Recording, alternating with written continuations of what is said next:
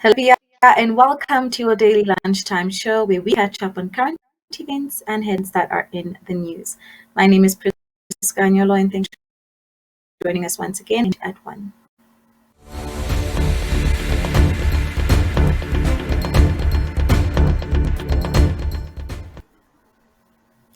Let us first have a look at the incoming news this afternoon. Chinese military in Walvis Bay. We need answers in DF and we need them now. What's going on? The outcry that can be found on Facebook during the last hours. The Minister of Defense, Peter, refuses to provide clarity on the presence of Chinese soldiers on soil, but they are clearly here, as one can see in the photo. And now we move on to more exciting news, which is the $1,000 Namibian NTE vouchers. To win a holiday discount voucher worth $1,000 Namibian, answer the tourism-related question that is displaying on your phone or computer screen right now. Now remember, you can win a voucher on the daily NMH at 1 show until the 6th of November 2020. This competition does relate to the Namibia Tourism Expo, days of November to the 7th of November. These vouchers allow you to visit the NTE 2020 and to trade it in for a booking of your choice at any of the exhibiting lodges and accommodation establishments as well. Now, today, though, we will only allow one win per person, but this could still substantially cheapen your holiday. If you think about it, our Namibian establishments are likely to offer specials as part of their drive to promote local tourism. So let us get into the question for today.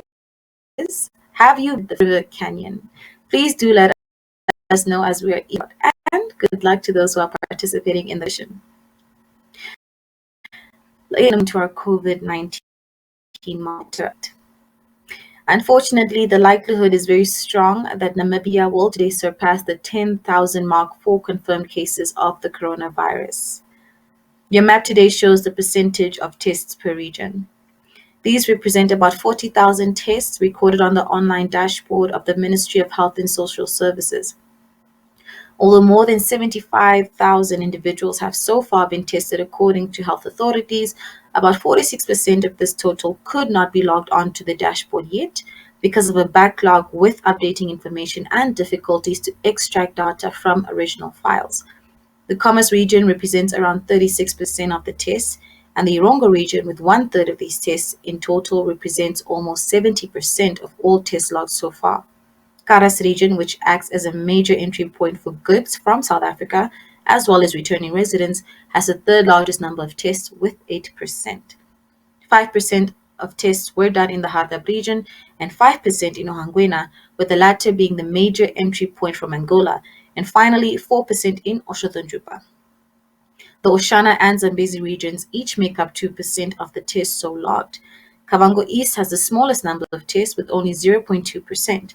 Other regions each make up a rounded 1% of the total. And that is it on your COVID-19 monitor for today. We're going to go for a quick ad break and I'll be back as we jump into the video inserts for the day.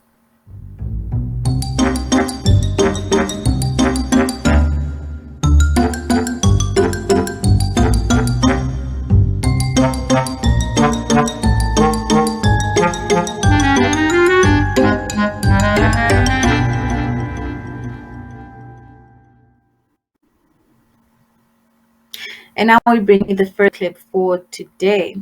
Esther Kamati recorded a municipal event at the town of Ochuarongo yesterday. The town launched its accelerated land delivery plan, and the mayor of Ochuarongo, Benis Haimboidi, who is in the center, expressed concerning the backlog of land delivery for especially middle to low income earners. Do have a look. Access particular to the land in informal area is of great concern to all of us. The problem has always been and will be the mismatch between the supply of developable land and the demand thereof, which is exacerbated by the long land delivery process itself. Addressing this persistent imbalance will not only unleash the full potential of the housing market and its contribution to the economy, but will also address the social aspect related to sustainable and affordable housing. Ladies and gentlemen, we are all aware land grabbing in Oshivarongo has been an issue of concern for the last 5 years, and Council have taken a bold step to mitigate the situation, planning for about 16 township establishments through the formal process to obtain township establishment certificate after board approval since 2018 to deliver about 4,000 mixed use of urban. The formal process has been extremely delayed by the internal processes and continues to lead to the low responsiveness to the increasing population growth rate in the town, where demand for the formalized land is greater than the supply thereof. And now we move on to our second video insert for the day. After the recent wildfires in residential areas at the coast, Adolf Kare visited these sites and noted that some residents in the DRC informal settlement of Swakopmund have started to build their homes with a cheaper form of concrete in order to avoid the dangers caused by shack fires. And for the third video insert for the day, in the second video recorded by the same Out of Calgary, you will unfortunately see that a new building made of wood was erected at the exact same site where a fire destroyed more than 10 shacks last month.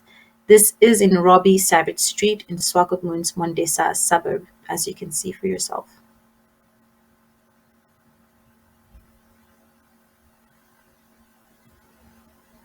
And now for our final video insert for today. The head coach of the Ramblers women's soccer team and the under 15 boys team, Hafeni Ndetunga, explains how he keeps his players fit throughout the COVID-19 pandemic. He spoke to Claudia Reiter, and do have a look-see. Hey everybody, my name is Hafeni Ndetunga and I am the head coach of Ramblers women's team and Ramblers under 15 boys team.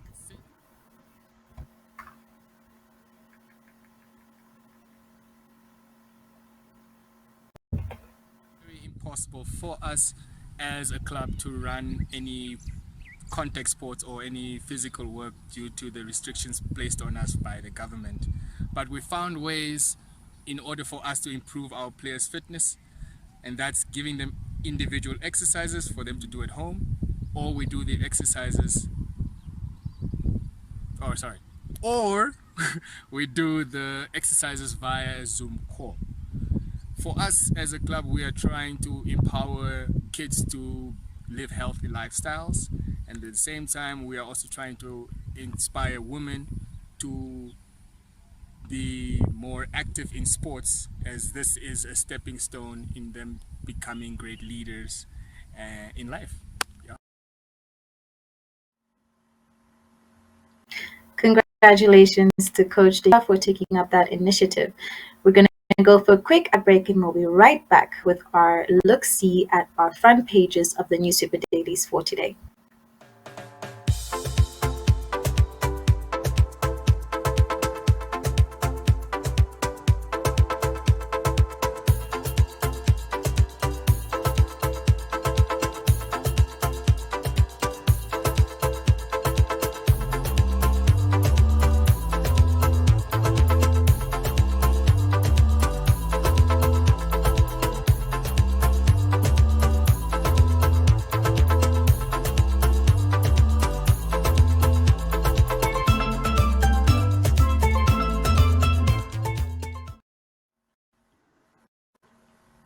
Now we take a look at the front pages of our newspapers today. In its lead article, the Eine Zeitung focuses on the fact that the supplementary registration process, contrary to what was made known by ECN officials, did not run as smoothly as it was made out to be. Many people simply could not afford to stand the long hours required at quite a number of sites. At the coast, some people literally spent the night in a queue, which was regarded as unreasonable at best. The AZ lists many such examples. As could be expected, it was just a matter of whether the COVID-19 pandemic would be used. For example, abuse for criminal gain on its page 1, the Republican leads with a story about a man who seems to have inside knowledge of the Ministry of Health and Social Services, who was able to defraud people of their money by producing a formal letter making him out to be appointed as the party to acquire protective gear for the ministry. The Namibian Sun on its page 1 today reviews the loss of life as experienced by Namibia in terms of losing well-known personalities to COVID-19, people who were active in society and contributed in a manner towards the charge. Page 1 of the Namibian, the paper informs us of the fact that the Minister of Public Enterprises, Leon, apparently instructed the own National Fishing Corporation of Namibia, known as Fishcore, to cut its ties with Seaflower pelagic processing on account of its apparent ties with fish rot scandal. On its front page, it reviews the survival plan of Air Namibia, $193 million Namibian dollars, in order to get staff after the national lockdown comes to an end.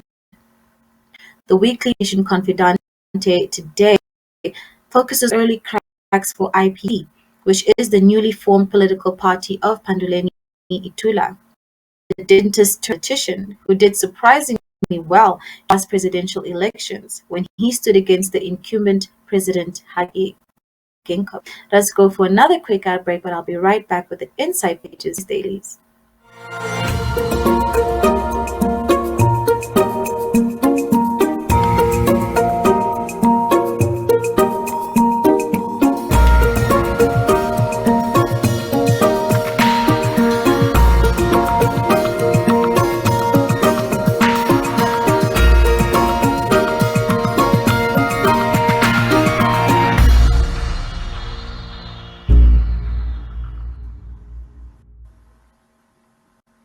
Like I said earlier, we're now about to jump into the inside pages of today's newspaper dailies. On its page 3, the Allgemeine Zeitung wrote about the COVID-19 infections in the country and how the pandemic has affected learners and teachers. The fact is that only 7% of the cases tested positive in the country stem from learning institutions. On its page 3, the Republican gives a heads up about the fact that President Hage is due to address the 3 p.m. today, at which time he will announce the way forward as the emergency ends at midnight tonight. Later today, we will know what the newest regulations will be and how we manage COVID-19 forwards. On page 3 in Sun, Jemima Bierke's stock of the health systems in Namibia, which were forced to modernize and adjust on account of COVID-19.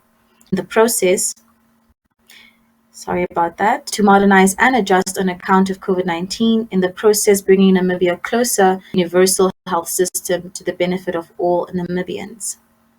The Namibian reported about planned drilling for oil and gas in the ecologically sensitive Kavango region. In the meantime, they have now spoken to the Minister of Mines and Energy, who does not seem to be concerned by such efforts, as is reported on page 3 of the Namibian. New Era has view that the COVID pandemic has wreaked havoc on court cases in Namibia. On account of infections, many cases could not be heard, which has a serious impact on some. Let us go for another quick ad break. And for today, I'll let you know what is going to be on in our interview for today. I'll be right back.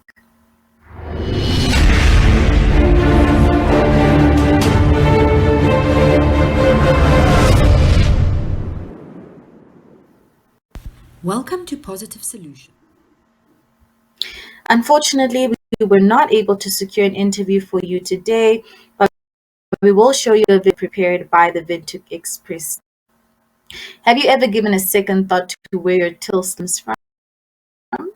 Or that the receipts which the ATM spits out after you withdraw your hard-earned cash NMH Vintage Express is in the process of compiling a focused edition industrial area and Prosperita. One of the clients the team visited is Positive Solutions, a family run business that specializes in these printed products and more. Have a look at this W.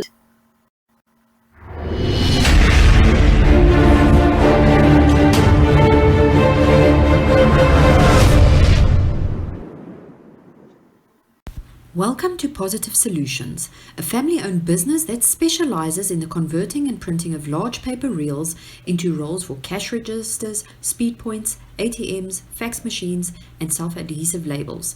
They also sell deep freeze, matte and semi-gloss labels, and supply a wide range of printer consumables, price label strips, and in-store pricing and display solutions. The company was established in April 2002 when owner Chris Liebenberg came across a dismantled single converting machine that printed cash register rolls. Along with another couple of machines, he and a friend that was mechanically inclined tackled the business. 8 years later, his partner decided to call it quits and go into farming, but Chris persevered. After further investments into equipment and expansion of their product range, today the company is the only jumbo reel converter in Namibia with a 100% Namibian shareholding. According to Chris, they supply to around 70% of the market, with clients from Katima Malilo to Noordoever, Roshpina to Hubabis. They also have a branch in Swakopmund. The company is dedicated to empowering Namibians and currently employs 23 staff members, mainly from previously disadvantaged groups, and of which only 5 are men. In terms of quality, Chris says they have strict control policies in place, which are followed through every aspect from converting to finishing and packaging. Chris is very proud of the fact that all the paper Positive Solution uses is BPA free. It is also imported from Germany. It is clear here that the printing presses are loved because each one has a name. Looking to the future, Chris says that their main objective is to supply a truly Namibian product to all the major role players in Namibia and expanding into SADC. Except for the printing presses, they also recently appointed an in-house graphic designer and acquired a specialized digital printer. Chris says the biggest benefit of this machine is that it can handle short runs, which means it can print anything from 10 labels and up without having to make polymer plates to print. This machine can also cut labels into just about any shape imaginable. Positive Solutions is a proud member of Team Namibia and of the Namibia Manufacturers Association.